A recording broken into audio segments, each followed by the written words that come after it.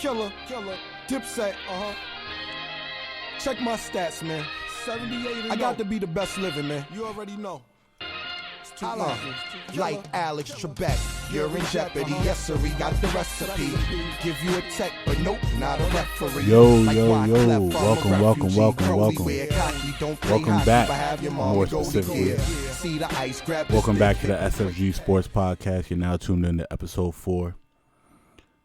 I appreciate everybody that's been tuning in. All of the feedback has been great. I appreciate all of the feedback, all of the support, all of the pointers. Just continue to tap in, continue to grow, and help. And continue to help me grow as I continue on this content journey. So, without further ado, let's get into it. So, want to get into the NBA Finals, what's been going on there, give you a breakdown. Then want to get down into the NFL, what happened this NFL weekend, some of the things that I thought that stood out. Also, want to get into music. That this past week, Friday was a really big music Friday. A lot of projects came out, so there's a lot to get to there. And that segment, as always, is going to be brought to you by Go Hard for Life Entertainment. Shout out to my guy Juice. Shout out to my guy Guru. So with that being said, we're going to get right into it. So the NBA Finals. So we now have a series. At first, it was looking like it was going to be a sweep. Everybody was bringing the brooms out. A lot of Lakers fans was hype and ready to get them out of there. But as we all saw in Game 3, Jimmy Butler said, "Not so fast, my friend." And he came out with the 40 ball with the trip dub, which was big. Thus far, before that game, like I said before, this on episode 3, and we talked about it in terms of what the Lakers were going to do. Because Miami's a team that likes to switch defenses and likes to switch on defense when they're in man-to-man. Like we talked about, it's going to be tough for Miami with no size to be able to guard Anthony Davis, and that proved to be so the first 2 games. First 2 games, Anthony Davis had his way. LeBron James was walking to the rim, controlling the basketball game, and Miami had problems. Now, part of the issues with Miami from an X's and O's standpoint was really that they weren't rotating efficiently, and when they were rotating, when they were playing defense, the effort was there, but they weren't being sound. They weren't boxing out well enough. There wasn't enough physicality. It's almost like they were trying to figure out how they were going to play Anthony Davis as they were going along, because they went small, and as we talked about prior, Miami was going to have to get something out of Kelly Olynyk or Myers Leonard, and they were forced into it because Bam Adebayo got hurt, which is unfortunate. Also, Goran Dragic hurt a lot, but the blessing in disguise was that because of those injuries, it forced Jimmy Butler to be more aggressive offensively, which I thought he needed to be in this series. And that changed the thing. But going back to just what we saw in Game 2, in terms of the Lakers' domination, it really comes down to the Lakers are a really big team. A really athletic team that can move. They're not slow, downtrodden type guys. So because of that, they can match Miami's speed on the perimeter, and they're bigger. So basketball is a game of size and athleticism and skill, and the Lakers have them beaten all 3. But what they don't have the Miami beat in, they don't have Miami beat in heart. They don't have Miami beat in the mindset that it takes to win games. And so when you fast forward to Game 3, if you look at what happened with Jimmy from the get-go, he's just going downhill. There wasn't really anything special about what Miami did offensively from a coaching standpoint. They've moved the ball. They're unselfish, but the difference was that Jimmy took more of a point guard role and was attacking downhill and forcing matchups to be had, forcing the Lakers defense to have to make decisions. And when they made the wrong decision, he was able to capitalize on it. And also when they decided to double or they started showing him attention, he was a willing passer, hitting guys like Kelly Olynyk for trade balls and things like that. So As I record this, it's pre-game 4. The WNBA Finals just went off. Sue Bird just got her another ring. So congratulations to them. But as we get into that game, I'd be interested to see what type of strategy the Lakers employed defensively with Jimmy Butler, being as though he's really the only person that you got to worry about that's going to really create something from that type of level. I think Tyler Herro can score, but his buckets come in bunches off of open shots. If he gets hot, he could do some things off the bounce, but against the Lakers, it's going to be tough for him because they match up with him very well athletically, and he's going against veteran defenders that take pride in what they do, that want to go out and lock him down, like Danny Green and KCP and Marcus Morris and them cats. Man, they're not here for Tyler Herro going off. You know what I mean? They're not here for it. So it's going to be tough for him. So if he does go off, more power to him.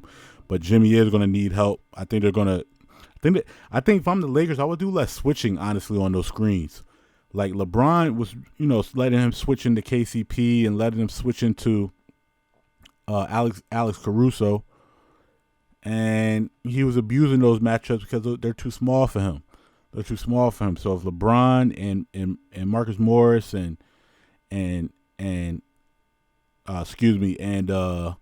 Danny Green are going to check him, they need to check him, outright and go from there. So that's kind of what I see with the finals, man. I still have the series going to 6. So Miami, winning this game doesn't do anything to my pick. This is a pivotal game for them. They have to win this game. But I think LeBron's going to come out game 5 and insert his will on this game. I think he sees this as an opportunity to kind of seal the deal. He's been on a mission. I think, and back to what I said about Anthony Davis, is Anthony Davis plays well, there's nothing Miami can do. It took Anthony Davis playing one of the worst basketball games of his career for Miami to win. And so I don't see that happening 2 games in a row. If it does, then Miami has a shot. But if AD's back to his 25 to 35 point range that he's been at, God bless Miami, man. It's a wrap in terms of tonight's game. So moving right along. It was an interesting week this past week in sports with COVID-19. And we got to juxtapose the two organizations, what the NBA's done, and what the NFL is currently doing. And obviously the NFL is a bigger organization in terms of players, so it's going to be obviously tougher. And then what you need to run an NFL team, you just need more bodies, from equipment guys, managers, coaches, players, practice squad players. It's just so much that you need to make an NFL team go. And so that also increases the cost to keep an NFL team safe. So the NBA can go to a bubble and make that work in Orlando. The NFL, not so much. Ideally, maybe you would think they could do some clusters or something of that nature, to where you could keep guys in the same area, or do a division cluster early and kind of see how that would work.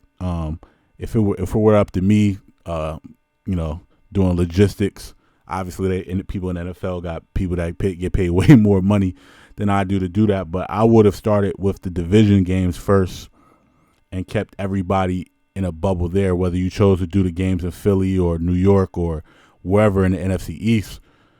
You have an ability to control the environment. And since there's no fans anyway, there's really not a disadvantage for any of the teams, depending on as far as if you have it in the home spot. So if you could have found like a neutral area for everybody, so like say the NFC East, their hub can be in Baltimore, right? So you bring everybody into Baltimore, all the NFC East is there. The hotels in Baltimore, they close everything off. They could split the use of the facilities around there. Being as though, most high schools aren't playing and things like that. You can find facilities and let them practice and play all the games there and kind of rotate the clusters. The same thing for everywhere around the league. That's just an idea I had. Obviously, it's easier said than done, but the way they're doing it now is clearly not working. Just from there's too many variables, whether from going home, going to the grocery store, what your family members are doing, where your wife is going, what your kids are doing, if your kids have to go to school, what they're bringing home. So you see, half of the Titans got it. Cam Newton got it. Luckily, he was the only person on New England got it, so they were able to play. They were able to play yesterday, and that was a game they could have easily won if Cam Newton plays. But that's kind of where we're at, man. So I think the most interesting from the NFL this weekend is that we can have a delay in the NFL season, man, if they don't get it together from a logistical standpoint. And the race has already started, so whatever the protocols that they have, and we're not all privy to the specifics of the protocol besides what we see, they have to fix it and get better and tighten up on things, man, because the NBA is about to be over. You know what I mean? Baseball is about to be over. So pretty soon, the only thing we're going to have is football. And so they got to get it together, man. It was rough. It was rough in quarantine without any sports. And I'm not excited for that to go back that way. So the NFL needs to get it together. But I digress, man. I think the most interesting thing we saw this week, from a game standpoint, that I really took interest in was the Chicago Bears, man. Two things really occurred in that game for me as I watched that game.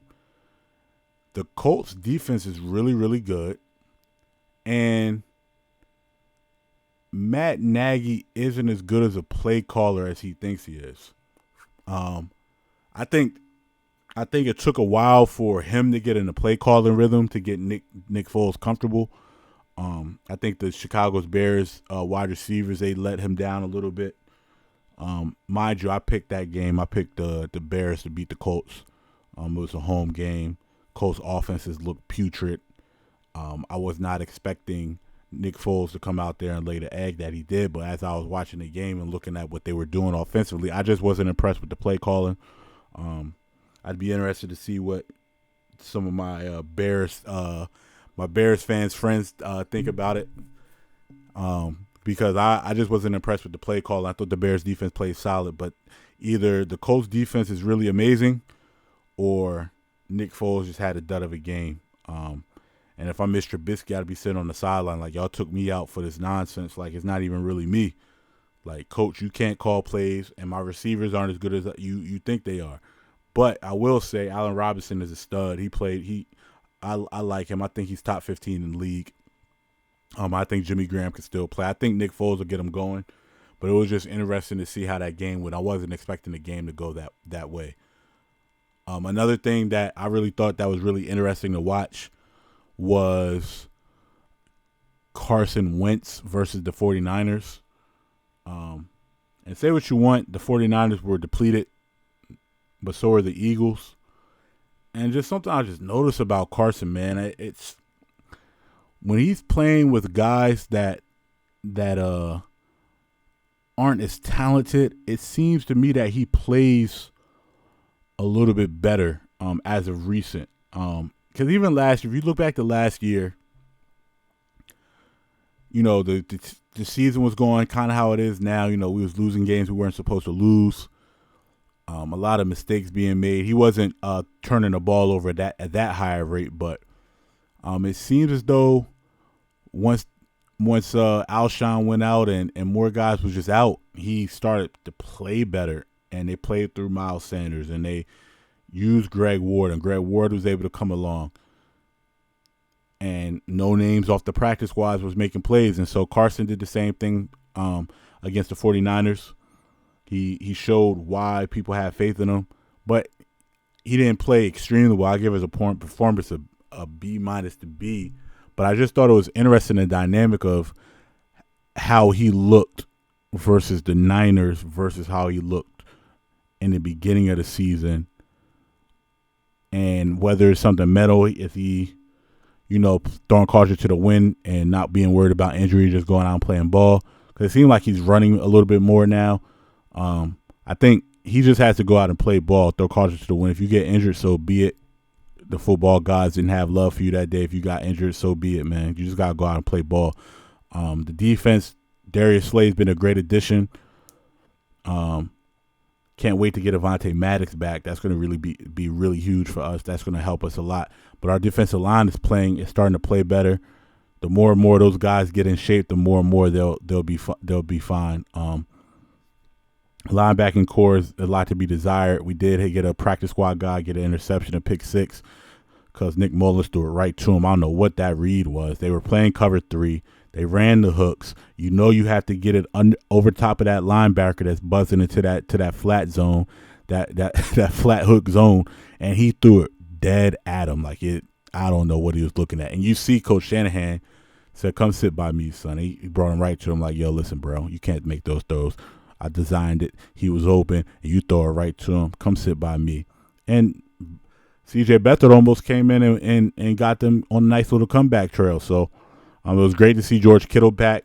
I think he's the best tight end in the league right now. Best thing going. He's super explosive. I love what he brings to the table. Helped me to a fantasy football win. So we'll take it.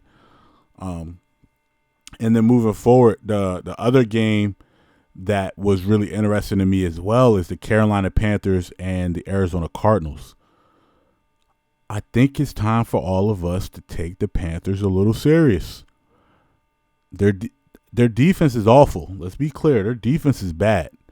But Teddy Bridgewater has got them guys playing football like they believe they can win.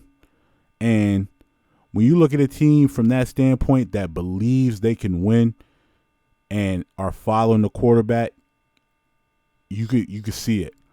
You could see it. Teddy's for 4 straight weeks now has shown he can move the ball. He has enough weapons. Even with C-Mac out, Mike Davis is running the football competently. Curtis Samuel is out there. DJ Moore is out there. Robbie Anderson. That quartet, that's a lot of speed right there. Those guys can really move. But those 3 guys are really dynamic, so that allows Teddy to stretch the field when the opportunity is there. You can't crowd them and crowd the box and crowd down because Robbie Anderson can take the top off the defense with ease. So can DJ Moore. So that allows Teddy to throw those dig routes and those drag routes that he likes to do, those mesh concepts that he likes to do, and keep everything moving on time. And Teddy's always been a good quarterback. Barring the injury he had, he'd be a top 15 quarterback. I'm not sure if I will say he'd be a perennial Pro Bowl or anything like that, but he's shown that he could make a Pro Bowl, that he can take a team to the playoffs. And that NFC South is getting interesting because the Saints, as I told you guys before, I thought the Saints weren't going to be the cream of the crop in that division, and my prediction is holding true. I think they're going to end up getting it together once Mike Thomas gets back. I think they'll make the playoffs. Don't get what I'm saying twisted. But I just didn't think that the Saints were going to be the best team in that division. I thought Tampa Bay was going to be the best team in that division. That's holding true for now, but there's a lot of injuries going on in Tampa. Leonard Fournette is hurt. Shady was banged up this past weekend. Chris Godwin, he's banged up. He has a hammy, and you know how that goes. Mike Evans seems like he's getting hurt every week. So, and then O.J. Howard, it looks like he tore his Achilles. That's tough. So now they're going to be heavily relying on Gronk, who looks old to me. He looks like he's a little frail. He still has to bulk back up. Cameron Brake could play. He's a solid tight end, so they'll still have those 2 guys at the tight end spot. But we'll see, man. They're gonna have to weather that storm injury wise. And if Chris Godwin or Mike Evans goes out for an extended period of time, I wouldn't be surprised if we heard a rumor or a whisper of Tom Brady saying, "Hey, what about Antonio Brown?" Because he's still out there. He's serving an 8-game suspension. I'm not sure how the suspension works. Is he suspended for these first 8 games now, even though he's not signed, or is he able to play in a week 8? So week 8 comes, boom, he's been suspended. Can he play, or does it start when somebody signs him? So in the it's not in Instagram, but in the YouTube comments, man, somebody let me know because I'm not sure of that. I don't see any material on how that works because Antonio Brown's been kind of out of sight, out of mind. But I think somebody's going to end up picking him up, man. With all these injuries, somebody of that talent, somebody's going to risk it and bring him in and kind of see. I would have thought that the Texans would have did that a couple weeks ago, but now it's too late. Bill O'Brien done got fired. I thought he should have got fired in the summer. That Hopkins trade was idiotic, stupid, moronic, remedial, all the synonyms for dumb. Like, you don't give up a running back.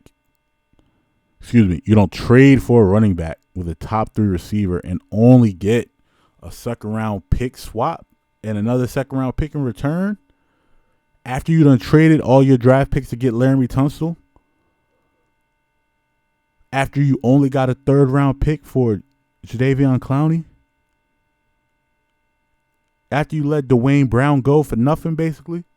Like, it's just amazing what he did to himself as a coach, because I don't think he's that bad of a coach, X's O's wise. I think he could be a better play caller. I think he could do a better job of getting his quarterbacks in a better rhythm. But all these New England guys, man, they think they guys against the earth, man. Look at Matt Patricia in Detroit. Detroit was a 9-7 football team prior to him getting there, but that wasn't good enough, so they fired Jim Caldwell. And I could say, if they didn't think Jim Caldwell was going to get him, over the hump, okay, cool. But Matt Patricia's been there, and he's done nothing but lose. He's like 10-25.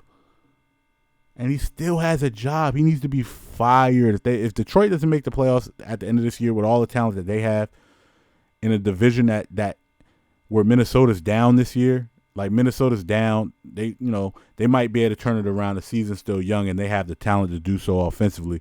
And once Mike Zimmer gets a defense together, maybe they could do something. But Detroit, there should be no reason why you can't sneak and get a wild card. Look how bad the NFC East is. You can't tell me that the AFC West or the NFC South is going to get 3 teams each into the playoffs. So that can't happen. So Detroit should be able to step up and do something. If not, I think Matt Patricia should be fired. And let him go back to Bill Belichick and be a defensive coordinator or whatever it is he does. But all of those Belichick guys, they go elsewhere. Charlie Weiss, Romeo Crennel, Josh McDaniels, Matt Patricia. And they go somewhere else and be sorry. Now, Mike Vrabel, he's doing well. He's off the tree adjacent. Mike Vrabel, I don't think he really would coached under the Belichick tree per se to where he, he'll be claimed under that tree. But I guess since he played in New England, he'll be claimed. But Mike Vrabel's really the only one who's really having success that I think is going to hold up. So that's it on the NFL. It's going to be interesting to see how this rest of the season plays out with the injuries continuing to mount. COVID-19 happening now. God, like I said before, man, I hope the NFL they figure it out, man. Keep guys clean, and the season can go on. Because we're almost going into an anniversary of when COVID really started happening, man. Into the fall last year, we started hearing the stories. We're at the anniversary of that, and moving right along. What a perfect segue right into music. Music segment brought to you by Go Hard for Life Entertainment, up and coming record label out of Atlantic City, New Jersey. Shout out to my guy Juice, aka Anthony Young. Shout out to my guy Guru. They doing big things out there. Got a lot of young artists trying to come up out here, so check them out on Instagram. Go Hard for Life ENT. But we're moving right along into the music. So Mr. Tiller, Bryson Tiller. So a couple weeks back, I talked about on the pod, he dropped a deluxe of Trap Soul after keeping us waiting for a million years for new music. And so he releases, hey, we got another album coming out. I'm like, all right, cool. So he was just trying to build a buzz, right? So the tracks he had on there, the extra tracks on the deluxe was cool. I enjoyed a couple of them, One of them made it into one of my playlists, but other than that, it was same old same. And then Anniversary comes out. Now there was a bunch of music that came out Friday. So Anniversary comes out, and so I tap in. And I'm gonna keep it a bean. That album was mid, average, C plus work. Now, I will say it's early.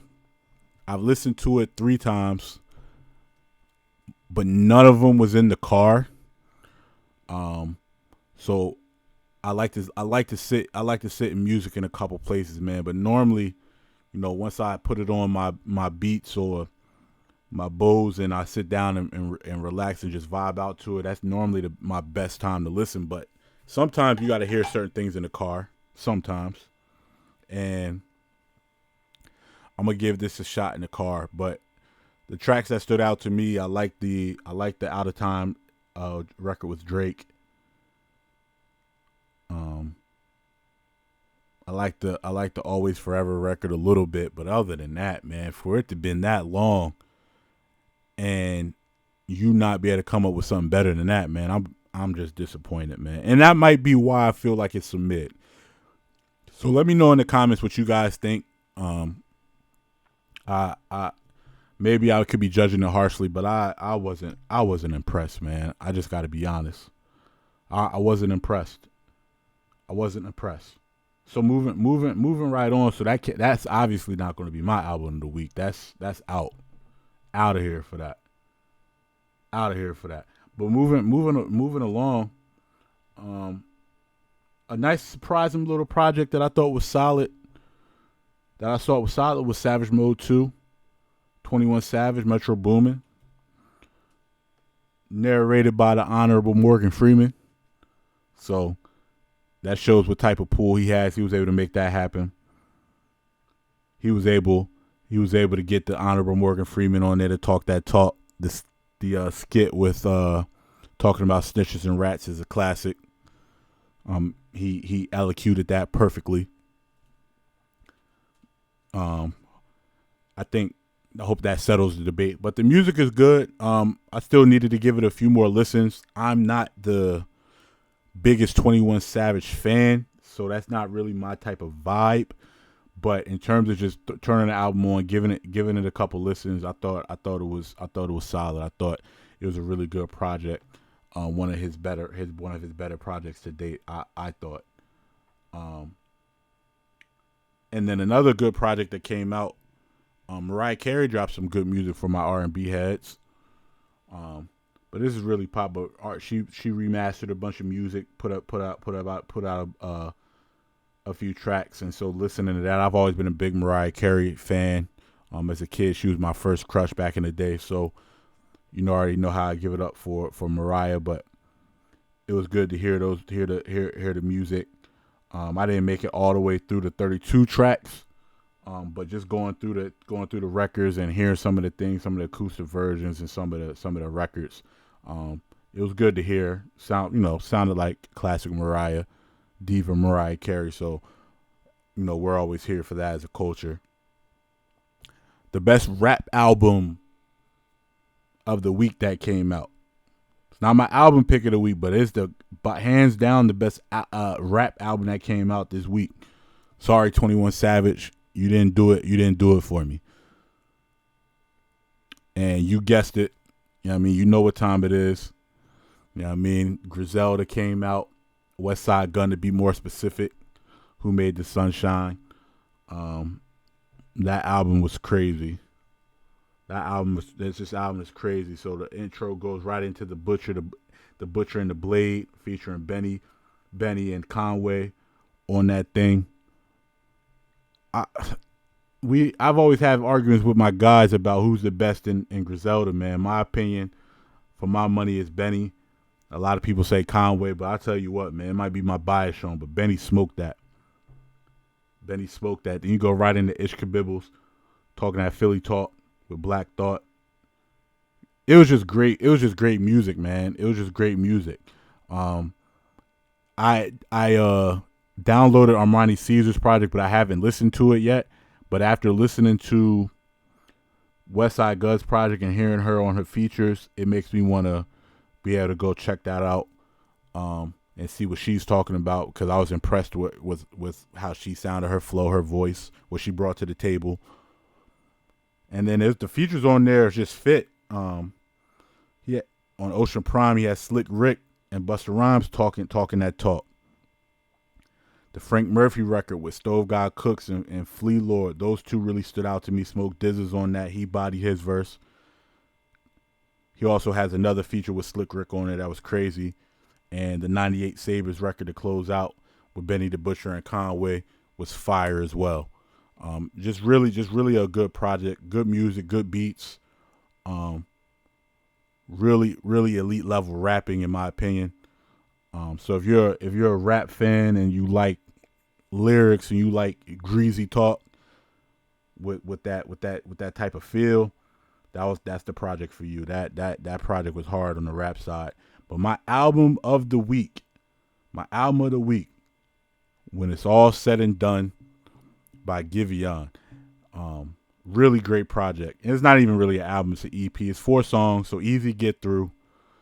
If you're not familiar with Giveon, he was on the Chicago's Freestyle, the When to Say When snippet that came out in quarantine with Drake with the video when he shows the compound.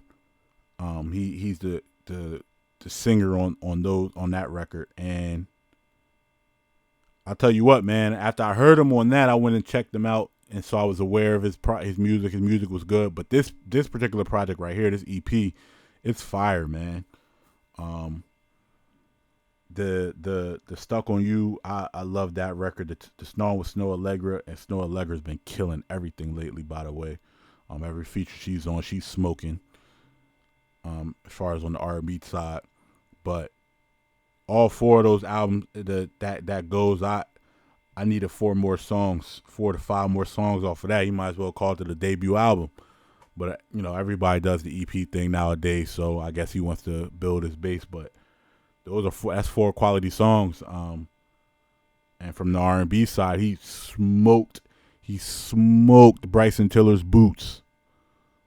Smoked his boots. So if Bryson Tiller would have gone away and gave me this, you wouldn't have heard a complaint out of me. But he went away and gave me that. Buffoonery of the highest order. Hogwash, to be more specific. But yeah, so album of the week, EP of the week, when it's all said and done, by Giveon. Check that out. I think the standout track on there is Stuck on You. And a close second is going to be The Last Time featuring Snow Allegra. So check that out on your iTunes. Also, check me out on iTunes. I have a whole bunch of playlists that you can tune into. I'm thinking about doing a podcast playlist. I'm not sure how I'm gonna do that. Whether or not I just update it weekly or I just start making a playlist of like my recommendations and kind of going from there. But I think that's something that we should do. But anyways, just plugging my Apple Music is J_Howard2. And you can check me out on there and listen and vibe to what I'm vibing to and see what's really going on there. But yeah, guys, I hope everybody has a good week. Make sure you guys check out the music, man. That was a lot of really good music that came out. And then make sure you guys hit the comments and let me know what you guys think. Hit the comments. Make sure you like and subscribe on the YouTube page. I really want to get the YouTube really rolling, get that off the ground. I'm going to have more content coming soon on the YouTube page. Be able to break down some more things, some more pop culture things, and just have an offshoot that's not as specific to sports, and then be able to have some conversations with people. And be able to bring some people into the conversations and just grow the platform and build a community of like-minded people or different-minded people from all walks of life, and we could chop it up, talk our talk, you know what I mean, and enjoy it. You know what I mean, some good adult talk. So I appreciate you for checking out. Again, you can find me at SFG Sports Pod on Instagram, or J_How2 on Instagram. Follow the movement, man. Tap in, share it, and let's grow. All right, I'm out.